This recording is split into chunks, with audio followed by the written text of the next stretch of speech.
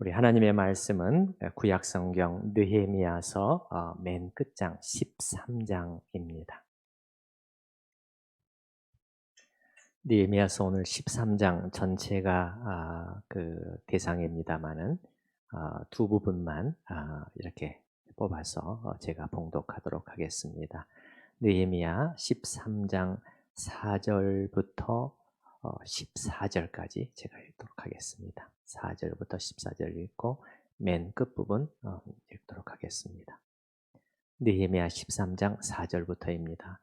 이전에 우리 하나님의 전의 방을 맡은 제사장 엘리야십이 도비야와 연락이 있었으므로 도비야를 위하여 한 큰 방을 만들었으니 그 방은 원래 소재물과 유향과 그릇과 또 레위 사람들과 노래하는 자들과 문지기들에게 11조로 주는 곡물과 새 포도주와 기름과 또 제사장들에게 주는 거제물을 두는 곳이라. 그때에는 내가 예루살렘에 있지 아니하였느니라. 바벨론 왕 아닥사스다 32년에 내가 왕에게 나아갔다가 며칠 후에 왕에게 말미를 청하고 예루살렘에 이르러서야 엘리야십이 도비야를 위하여 하나님의 전뜰에 방을 만든 악한 일을 안지라. 내가 심히 근심하여 도비야의 세간을 그 방 밖으로 다 내어 던지고 명령하여 그 방을 정결하게 하고 하나님의 전의 그릇과 소재물과 유향을 다시 그리로 들여 놓았느니라. 내가 또 알아본즉 레위 사람들이 받을 몫을 주지 아니하였으므로 그 직무를 행하는 레위 사람들과 노래하는 자들이 각각 자기 밭으로 도망하였기로 내가 모든 민장들을 꾸짖어 이르기를 하나님의 전이 어찌하여 버린 바 되었느냐 하고 곧 레위 사람을 불러 모아 다시 제자리에 세웠더니 이에 온 유다가 곡식과 새 포도주와 기름의 11조를 가져다가 곳간에 드리므로 내가 제사장 셀레마와 서기관 사독과 레위 사람 브다야를 창고지기로 삼고 마따냐의 손자 사꿀의 아들 하난을 버금으로 삼았나니 이는 그들이 충직한 자로 인정됨이라. 그 직분은 형제들에게 분배하는 일이었느니라. 내 하나님이여 이 일로 말미암아 나를 기억하옵소서. 내 하나님의 전과 그 모든 직무를 위하여 내가 행한 선한 일을 도말하지 마옵소서. 맨 마지막에 28절부터 끝절까지 봉독하겠습니다. 28절입니다.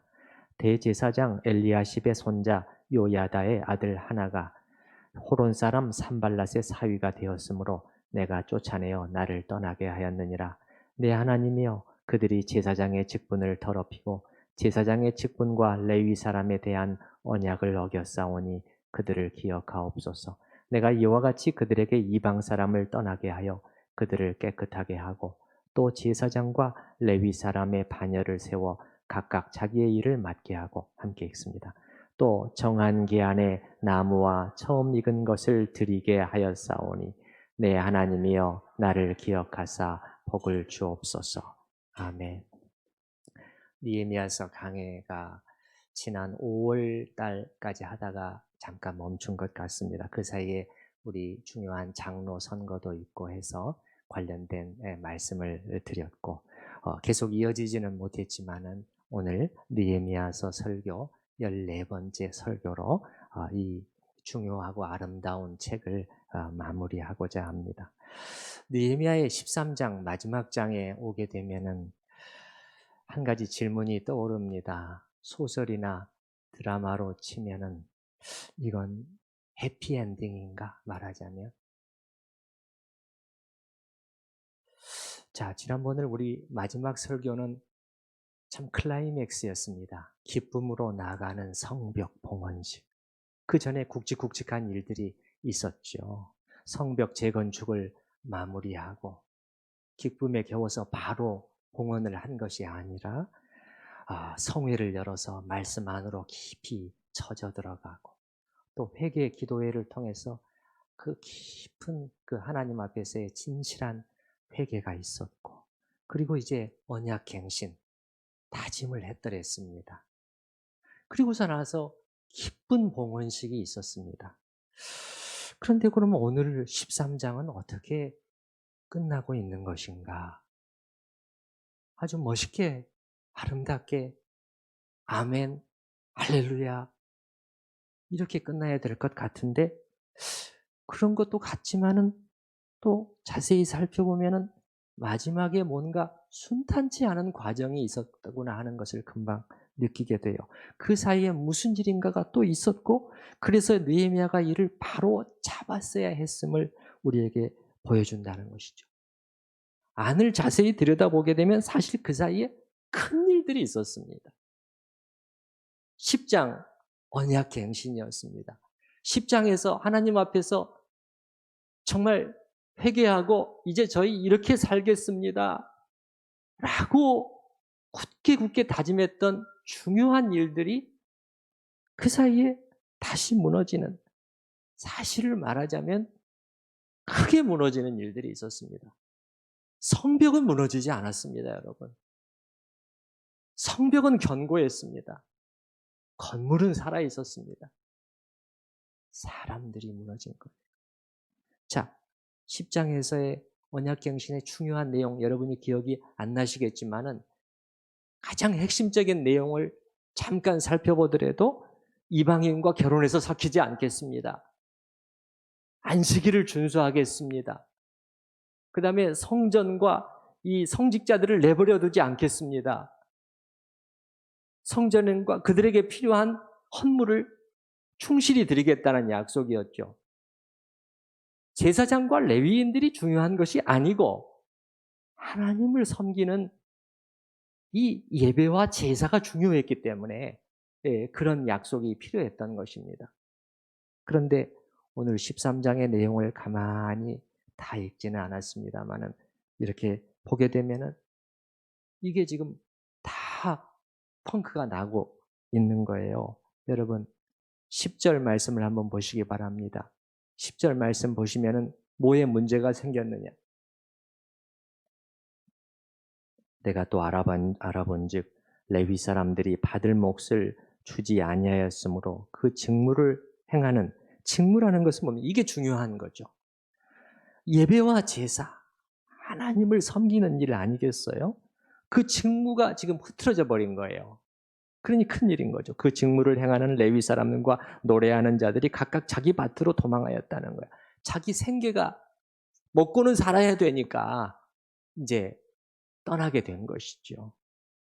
이 문제가 벌써 문제가 생겼나요? 생겼네요. 여러분 11절에 꾸짖는 내용을 보시면 알 수 있습니다.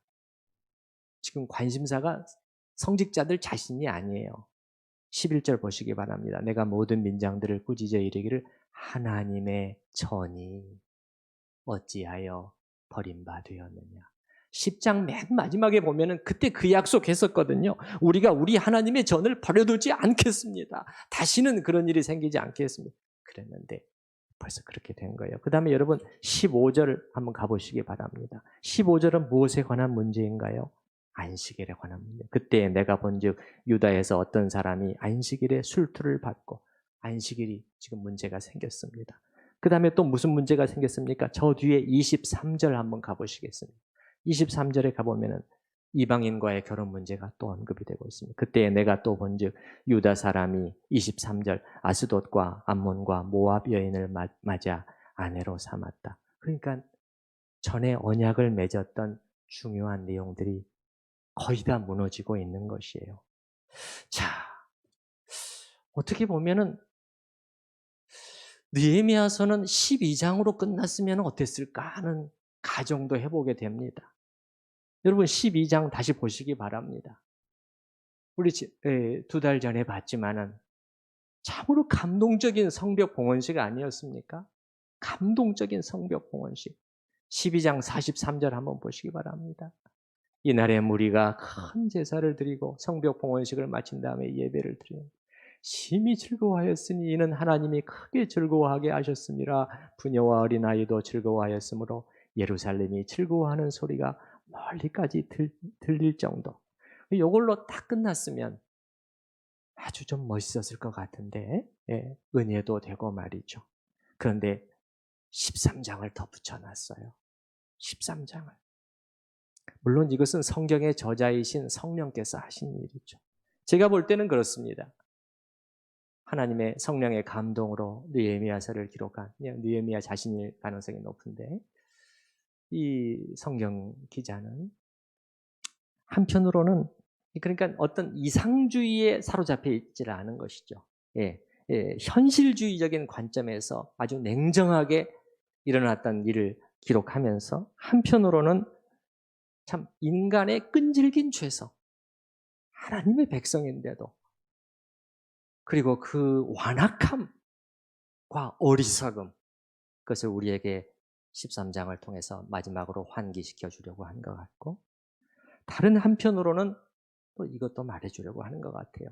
또다시 좌초할 위기에 처해 있는 이 이스라엘이라는 배, 이 배를 하나님께서 그냥 흘러떠내려 가도록 좌초하든지 말든지 부서지든지 다 죽든지 이 지구상에서 사라지든지 그렇게 내버려 두신 것이 아니라 당신의 백성들, 오늘날로 말하면 교회죠.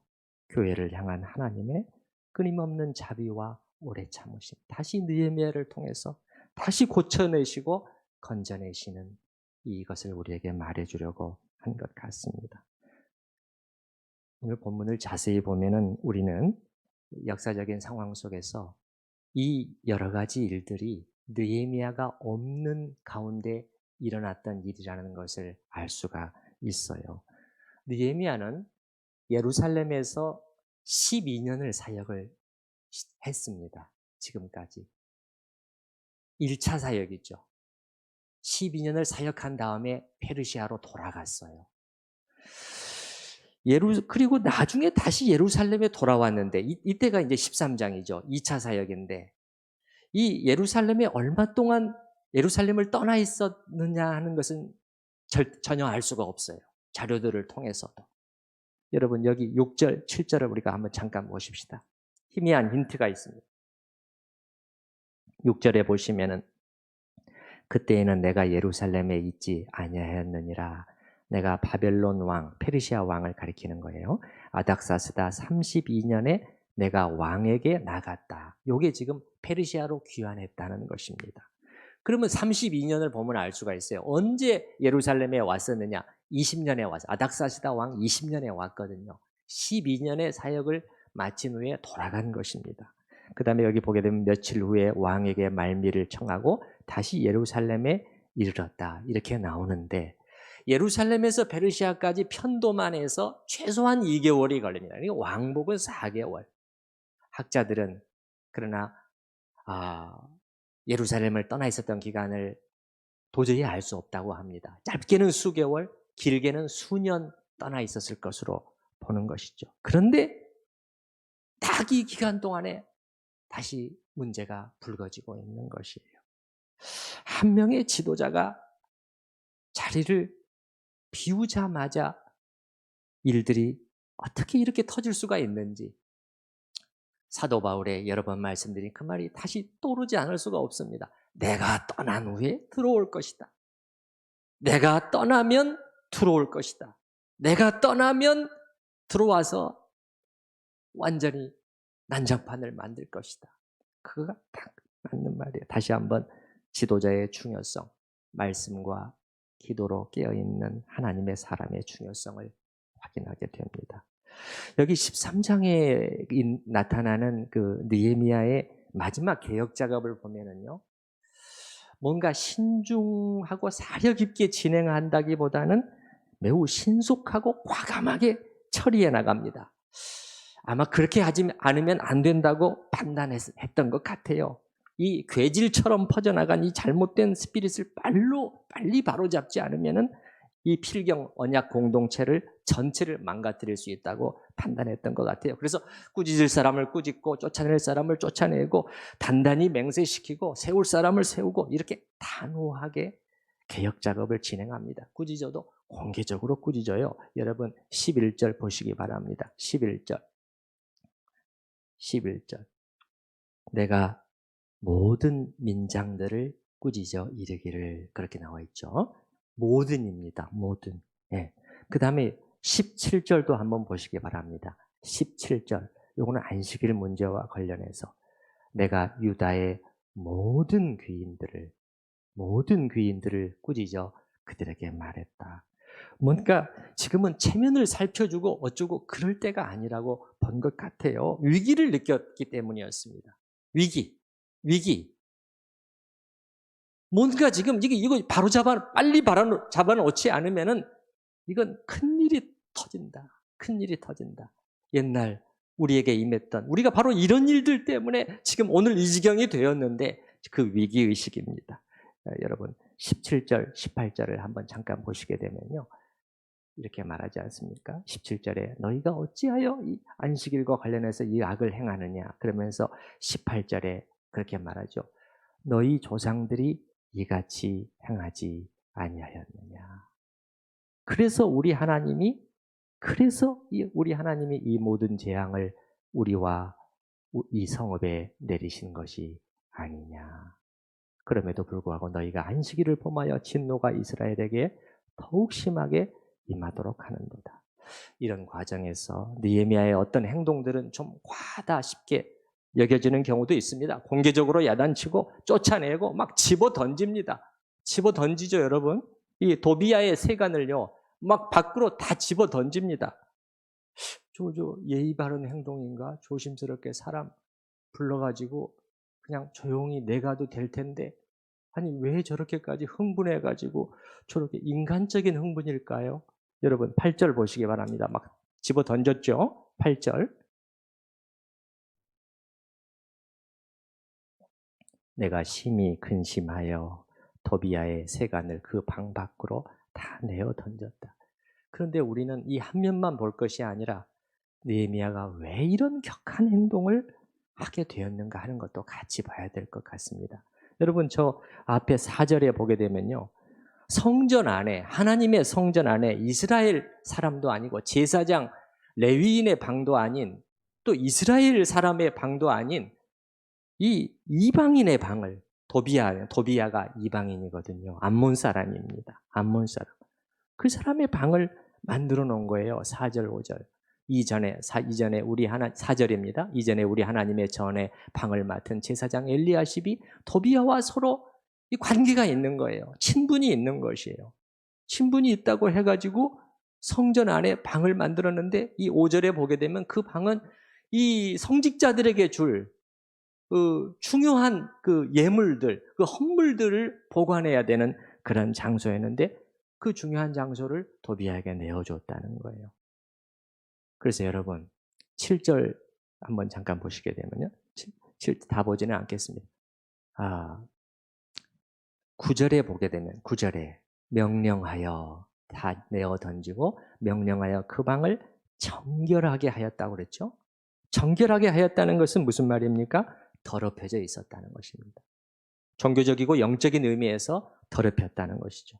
그 다음 구절을 보시게 되면 정결하게 하고 하나님의 전의 그릇과 소제물과 유향을 다시 그리로 들여놓았느니라. 그 사이에 어떻게 된 겁니까? 요것들이 밀려난 거예요.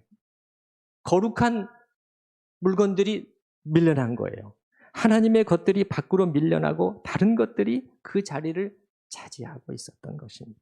이 일이 느헤미야에게는 견딜 수 없는 일이었던 것입니다. 여러분, 저는 하나님이 거룩한 성령으로 이 마음을 저와 우리 성도님 모두에게 부어주시기를 원합니다. 하나님을 위해서 견디지 못해 하는 마음. 요거 있어야 돼요. 내 일과 관련해서는 상관없어요.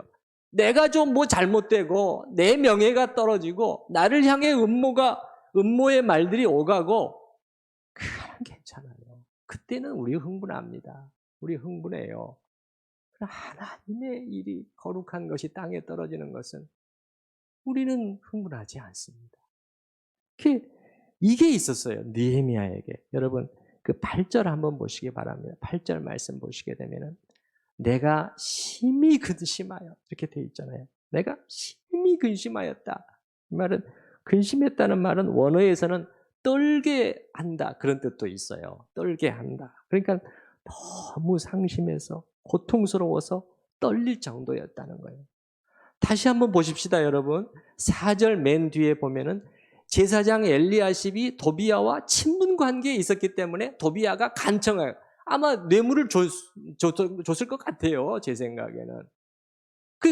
거기에는 움직이는 거예요. 거기에는 인간적인 관계가 더 중요한 거예요. 엘리야십에게는. 이렇게 됐는데도 아무도 뭐라고 하지 않아요. 엘리야십과 또 관계가 틀어지기 싫어서 그랬는지 싫은 소리를 하기 싫다는 거죠. 잡음이 울리게 하면 안 돼. 평화주의. 그럴 때 느헤미야는 말하자면 하나님의 질투로 질투한 것입니다. 이 8절에 내가 심히 근심했다 이 말은 하나님의 질투가 성령으로 말미암아 그의 가슴에 불을 붙인 거예요. 네. 여러분 민수기에 보게 되면은 하나님이 그런 말씀하시잖아요. 민수기 25장에 제사장 엘르아살의 아들 비느하스가 나의 질투로 질투하였구나. 그래서 이스라엘을 살려냈다. 그렇게 하나님께서 말씀하시잖아요. 그렇기 때문에 여러분 느헤미야가 이 정도 자세로 했기 때문에 14절에 기도가 나오는 것이에요. 14절에 기도가 나오는 것이죠. 네 하나님이여 이 일로 말미암아 나를 기억하옵소서.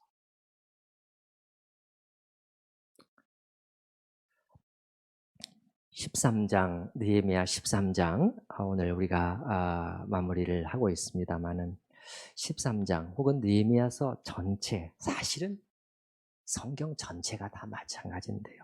여기를 통해서 우리가 봐야 될 한 가지 중요한 대립이 있습니다. 긴장이 있어요. 긴장이 있습니다. 어떤 팽팽한 긴장이 서로 지금 줄다리기를 하고 있습니다. 그래서 우리가 여기서 봐야 될 것은 느헤미야가 이 싸워야 했던 싸움의 핵심은 도대체 무엇이었는가? 진짜 비상적인 것만 보면 안 됩니다. 네, 그의 앞에 놓여 있었던 가장 큰 과제, 사명감. 절대 난 포기할 수 없어. 자기 백성 이스라엘과 관련해서, 하나님의 교회와 관련해서. 느헤미야가 절대 포기할 수 없었던 것이 무엇이었을까? 저는 이렇게 짧게 표현해 봅니다. 하나님의 거룩한 백성으로서의 구별된 정체성입니다. 조금 어려운 단어입니다만 다시 한번 말씀드릴게요. 느헤미야가 포기할 수 없었던 것, 하나님의 거룩한 백성으로서의 구별된 정체성. 따라서 해보십시다. 구별된 정체성.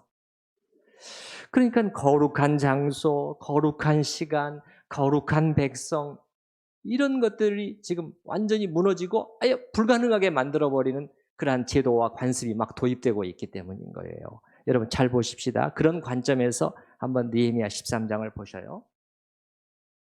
13장 4절부터는 뭡니까? 거룩한 장소 아닙니까? 4절 성전이 말이죠. 거룩한 장소가 더럽혀진 거예요. 15절 이후에는 뭡니까 여러분? 다 보진 않겠습니다. 15절 이후에는 거룩한 시간 아닙니까? 안식일이잖아요. 거룩한 날이잖아요. 그죠? 23절 이후에는 거룩한 백성 아닙니까? 결혼으로 섞여버리는 일. 28절 이후는 뭡니까? 거룩한 직분자들이잖아요. 대제사장은 절대 이방인과 결혼하면 안 되는데 거룩한 직분자들이 그러니까 한마디로 말해서 거룩한 분리예요. 정체성이라는 거 다른 말로 하면 분리하지 않고 이 정체성이 다르지 않고 분리하지 않고 정체성이 유지되기는 어려운 것이죠. 그래서 느헤미야는 여기에 물러설 수가 없었던 것이죠. 그런 반면에 대다수의 사람들은 여기에 무지하거나 무관심했습니다. 여기 보게 되면 무관심했어요. 그래서 끊임없이 옛길, 옛 습관으로 돌아가는 것이죠. 그들은 거룩한 분리에는 관심이 없어요. 그냥 어떻게 되면 좋아요? 우리가 힘 있는 사람들, 산발랏, 도비야, 힘 있는 사람들과 연합해서 우리가 부강해지고 우리가 살찌면 되는 거예요. 예. 결혼해서 섞이면 또 어떻단 말인가? 이들의 주된 관심사는 그냥 경제적인 이익이에요. 예, 장사해서 돈을 벌고 뭐 그럴 수 있으면 플러스가 되면 뭐 되는 것이지 다른 게 뭐가 중요해. 이렇게 되는 거죠. 여러분, 잠깐 15절 말씀을 조금 더 자세히 보면 이런 그 경제적인 요 하나만 봐도 보이잖아요. 15절.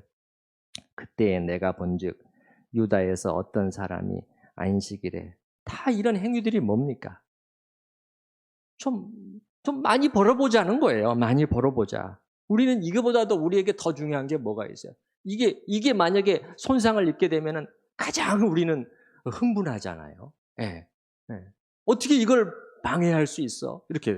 근데 여기 뭐 술투를 밟고 이런 행동들, 곡식단을 나기 위해서 운반하고 포도주와 포도와 무화과와 여러 가지 짐을 지고 안식일에 예루살렘에 들어와서 음식물을 팔고 그 자체가 나쁜 것이 아니었죠. 근데 이 날이 무슨 날이었죠? 안식일이었잖아요. 안식일. 그래, 일주일 동안 열심히 그렇게 살아. 그러나 하루는 너희가 쉬어. 그래도 괜찮아. 내가 먹여줄게. 내가 살려줄게. 그날은 내 얼굴을 찾아. 다른 어떤 중요한 일이 있더라도 다 내려놔. 비우고 하나님 앞에 나와서 하나님을 생각하고 그 은혜에 감사하면서 찬양하면서 하나님을 높이고 자신의 흐트러진 마음과 생각을 그분의 뜻에 합치되게끔 다시 가다듬고 요 날이잖아요. 그렇죠. 근데 이 날에도 관심은 하나님과 예배에는 관심이 없어요. 인간적인 플러스 마이너스만 계산하는 플러스냐 마이너스냐 그거죠. 오늘 우리는 그리스도인으로서의 정체성을 돌아볼 필요가 있습니다. 그리스도인으로서 나는 무엇이 다른가? 아니면 별 차이가 없는가? 하나님이 원하시는 그 거룩한 분리가 나에게는 있을까? 거룩한 분리, 이제는 영적인 분리라고 해요. 장소적인 분리가 이제는 아니죠. 영적인. 내가 누구인가? 돌아볼 때 하나님의 말씀을 따라서 묵상을 해볼 때 그 약속이 너무도 커서 너무도 놀라워서 십자가를 통해서 신약 성경이 우리에게 가르쳐주는 바는 이건 감당할 수 없을 정도의 큰 것이어서 하나님께서 사실은 이렇게 말씀하시는 거예요. 너는 나의 전부야. 그렇게 말씀하시는 것이 십자가예요. 네. 그렇기 때문에 신약 성경에서 사도 바울의 입에서 나오는 고백들이 뭐예요? 그렇기 때문에 우리가 살아도 주를 위하여 살고 죽어도 주를 위하여 죽고 주님을 위해서 뭐 한 가지라도 하는 그것에 보람과 기쁨을 느끼는 사람. 그것이 그리스도인 아닙니까? 네네. 네. 주님, 이것이 저의 삶의 의미입니다. 이것이 저에게 제가 이 직장을 다니는 이유입니다. 나는 오늘 또 무엇을 바라보고 나아가고 있는가? 한번 돌아볼 수 있기를 바랍니다. 하나님이여, 나를 기억해 주소서. 느헤미야는 오늘 13장에서 무려 3차례나 이 기도를 올리고 있는 것을 볼 수가 있습니다. 첫 번째는 14절이죠. 14절 조금 전에 봤습니다. 그 다음에는 22절입니다. 22절 맨 뒤에 기억하시옵고 주의 크신 은혜대로 나를 아끼시옵소서. 그리고 이 13장 전체를 마치면서 31절에서 또 이 기도를 드리고 있습니다. 전에도 말씀을 드렸습니다마는 자기가 조금 하나님 앞에서 한 것 가지고 지금 생색을 내는 건가? 그건 전혀 아니라고 말씀을 드렸어요. 뭘 보면 알 수 있다. 뭘 보면 사람들 앞에 이 말하면은 그거는 생색 내는 거죠. 근데 지금 그게 아니에요. 아무한테도 얘기하지 않고 하나님 앞에서 은밀히 지금 드리는 말씀이거든요. 느헤미야의 이 기도, 하나님이여 저를 기억하옵소서. 이 기도는 제가 생각할 때는 이런 의미인 것 같아요. 주님, 이런 일들 저 알고 계시지요. 사람 앞에서 행하지 않았어요. 하나님 앞에서 행하였습니다. 그러니까 우리가 살면서 그런 것 같아요. 여러분이 잘 판단이 내려지시지 않을 때는 우리 인생의 크고 작은 일들이 우리들에게 있잖아요. 그럴 때 우리가 결정하기가 어려울 때는 이 질문을 해보면 대부분 답이 나와요. 무슨 질문일까요? 하나님이 어떻게 생각하실까? 하나님이 어떻게 생각하실까? 그거예요. 꼭 여러분 물으시기 바랍니다. 아시겠죠? 예. 그래서 나의 이러한 행동, 나의 이러한 말 한마디, 나의 이러한 선택, 하나님이 어떻게 생각하실까? 예. 그러면 우리도 이 기도할 수 있겠죠. 그리고 본문의 이 기도가 우리에게 또 한 가지 말해주는 바는 우리 하나님은 기억하시는 하나님이라는 것이죠. 예. 마치 판에 기록해 놓은 것처럼 그렇게 선명히 기억하시는 하나님이시다.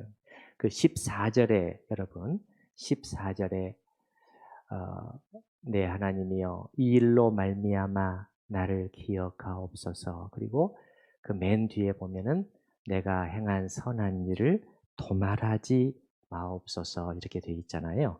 도말하다. 도말하다는 것은 원어적으로 훅 풀어버리다는 뜻도 있고요. 또 판 위에 기록한 것을 닦아서 없애버린다는 뜻도 있다고 합니다. 예. 하나님은 그렇게 하시지 않는 분이라는 거죠.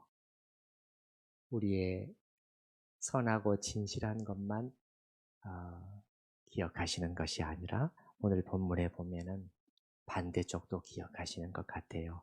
29절에 부정적인 의미에서 한번 나오죠.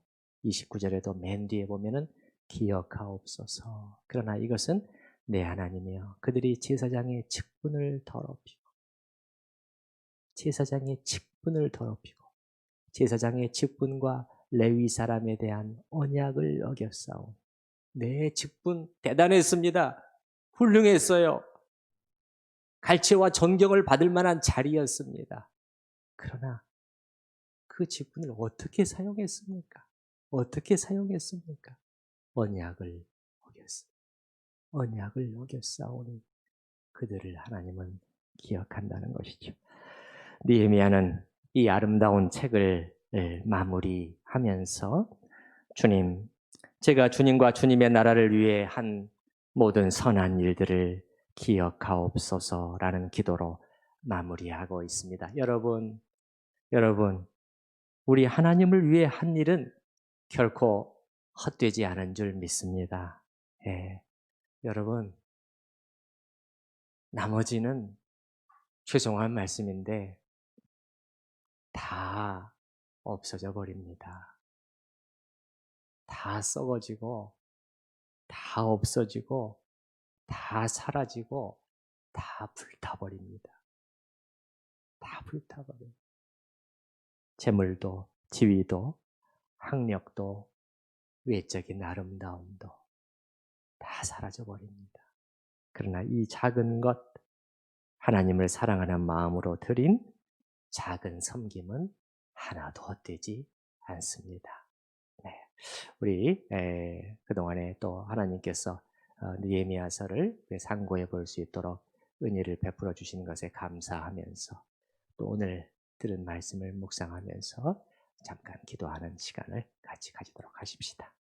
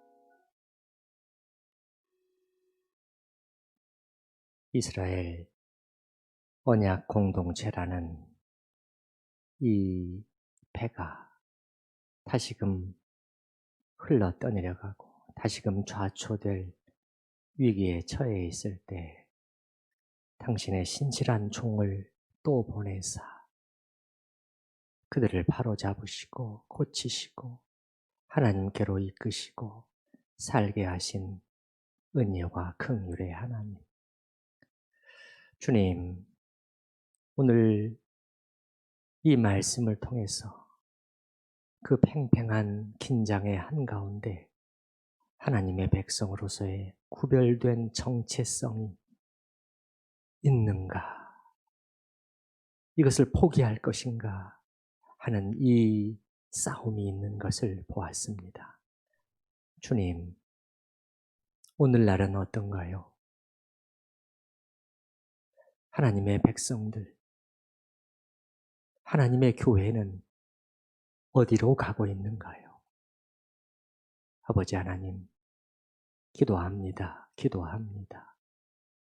느헤미야의 마음속에 부어주셨던 이 하나님을 위한 질투, 하나님을 위한 아픔, 하나님을 위한 상심, 이 거룩한 상심이 저희 심령에 부어지게 하여 주시옵소서.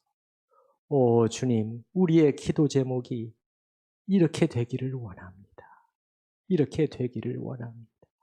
참으로 우리 가운데 이런 하나님의 그 성령의 기름 부음을 받은 그런 거룩한 하나님의 사람들이 많이 일어나기를 원합니다. 아버지 하나님, 기억하여 주옵소서 라고 느헤미야는 그의 긴 쉽지 않은 사역과 그의 느헤미야서를 마무리합니다. 오 주님, 저희 많이 부족하고 부족하지만 정말 저희도 이런 자세로 살아갈 수 있기를 원합니다. 하나님이 이 일을 어떻게 생각하실까? 하나님이 이 일을 어떻게 생각하실까? 주님, 다른 어떤 기준에 의해서가 아니라 이 기준에 의해서 매 순간 선택하고 결정하게 하시고 그리고 우리의 입에서도 하나님이여 기억하여 주옵소서라는 그러한 아름다운 기도가 나올 수 있도록 축복하여 주시옵소서. 예수님의 이름으로 기도드립니다. 아멘. 우리 찬송가 215장, 찬송가 215장 같이 찬양하십시다.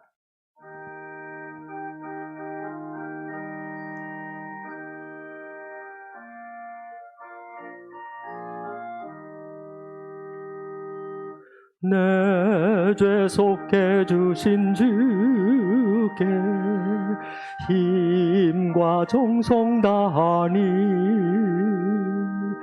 나의 온갖 언행 심사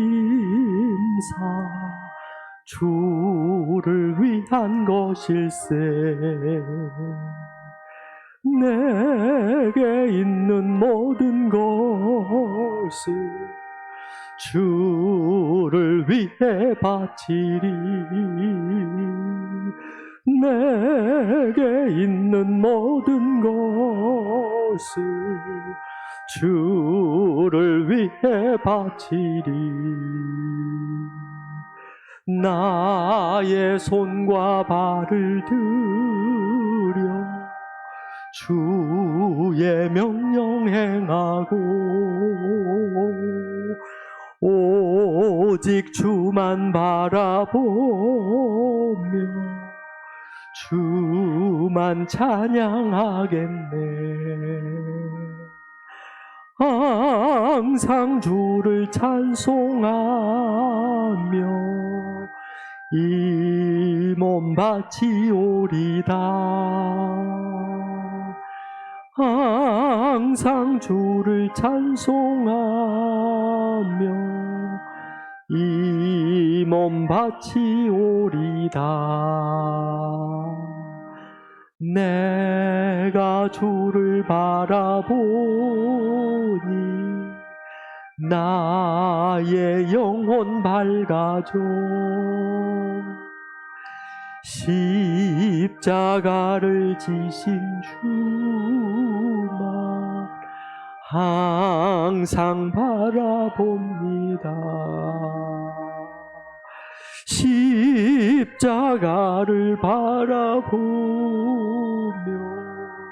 주만 따라가리라. 십자가를 바라보며 주만 따라가리라. 신기하고 놀라워라. 영광스러운 왕의 왕, 나를 친구 삼아 주사 편히 쉬게 하시네. 주의 날개 보호 아래 영원한 식 얻겠네. 주의 날개 보호 아래 영원한 식 얻겠네.